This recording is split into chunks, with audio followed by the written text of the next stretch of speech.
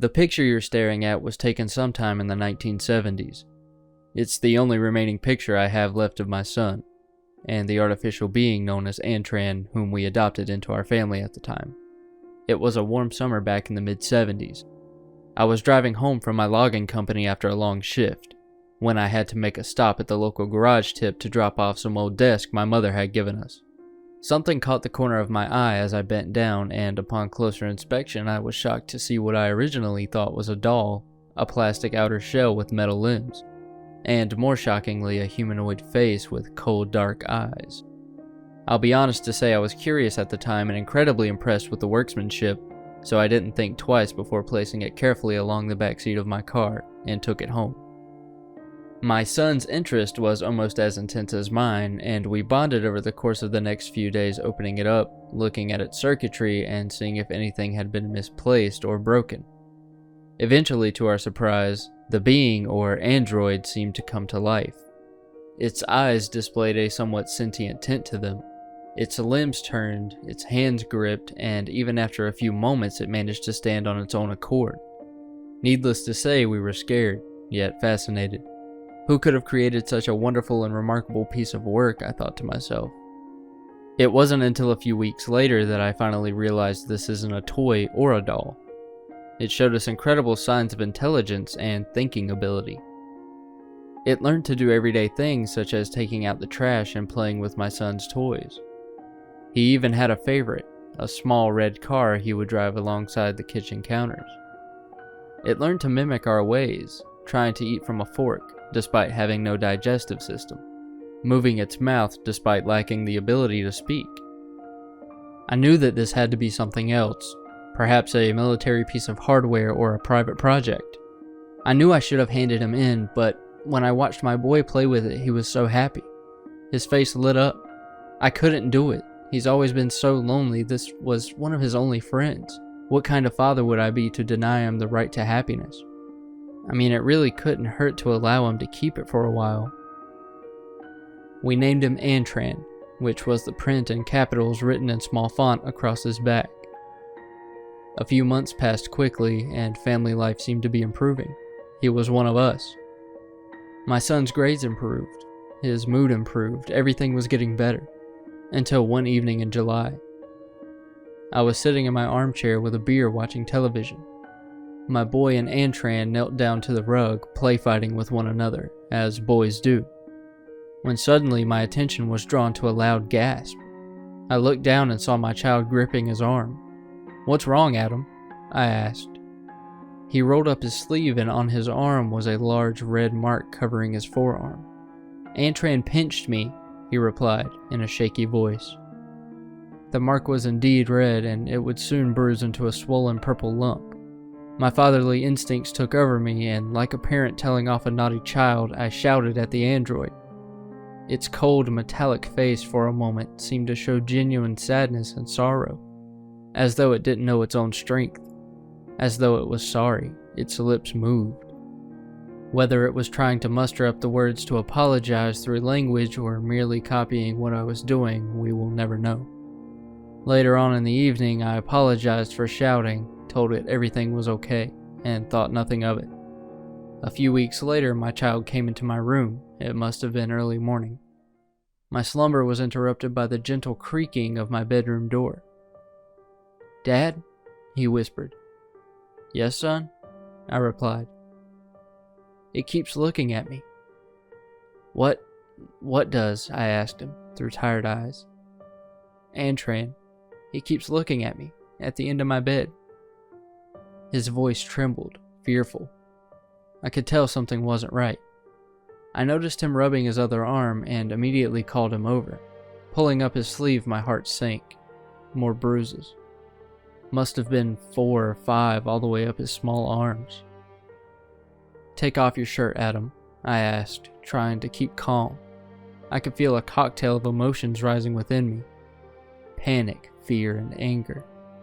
He took off his shirt, and as the waist pulled over his small head, my heart sunk further, and my eyes began to well up. Before me, my son stood, his small frame coated in bruises, different sizes, different shades of browns and purples. Immediately, I got up and stormed to Adam's room. Nothing. I shouted at the top of my lungs for the being, looking under the bed and out the closed bedroom window. Nothing. Suddenly, a loud knock from above us, then hard footsteps. "It's in the loft," I whispered, my eyes to the heavens.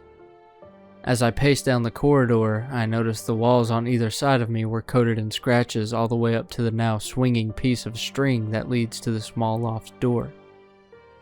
Slowly, I pulled it open, telling my scared son to stay where he was.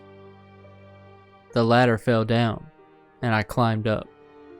Taking a hold of the torch we left on the side of the opening, I turned it on, only to find the small window we have in there to be smashed. It had escaped. Immediately, I considered calling the emergency services, but who's going to believe me? A sentient metallic being hurt my child? They'll take one look at the bruises and they'd have me locked up for abuse. I had no choice but to keep quiet. Weeks, then months passed. Every time we went outside, we noticed ever-increasing signs of Antran's presence, the familiar scratch marks along the bricking of my home. Plants had been disturbed, patches of mud leading up to the windows. I feared for my son, taking him to and from school, never letting him out of my sight. What had caused this sudden hostility towards us? Had we done it wrong? Was it my shouting? I had found myself speaking out loud in the evenings, apologizing to the walls, to an empty room, in the hopes that Antran would hear, hoping that he would stop the taunting, the endless stalking of my home.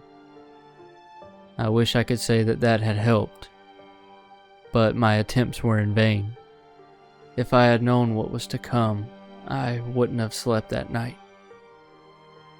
My sleep was once again disturbed, though this time by a blood-curdling scream.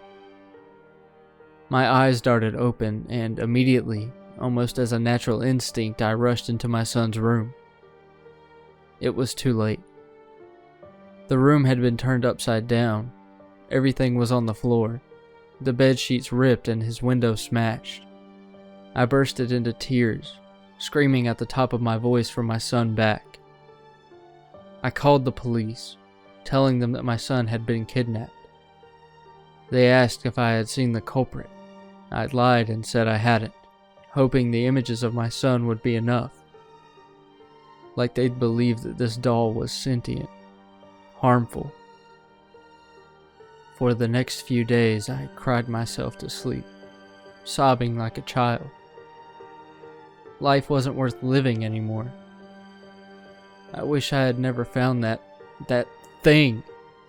I betrayed my son's trust in me as a father, to protect him, and now I pay the price. A couple months later, it was a September dawn. I sat in my armchair drinking when I heard the pantry door creak open. "Adam?" I called, rushing to the kitchen, except again there was nothing. But there, on the kitchen counter, Antran's favorite red toy car. Well, that was Antran. That was quite the ride. I had actually read this one before a couple years ago. I say a couple, but it's really almost a 10-year-old story. It very well may be 10 years old now. It's a good one. I read it before. It's one of my favorites, actually. This is upon reading this one again, it's really good. It's got some substance to it. Got that slow build of creepiness to it that I really like in a creepypasta. Anyways, with that being said, this story does make me feel old, but I hope it made you feel creeped out, and I hope you enjoyed it. And if you did in fact enjoy this story, please feel free to let me know in the comments below and subscribe for more content like this. I do SCP videos, creepypastas, and I'm working on some gaming stuff here and there. Please feel free to like the video or dislike it if you feel so. My name's Casually Creepy, and I will see you on the next video. Goodbye.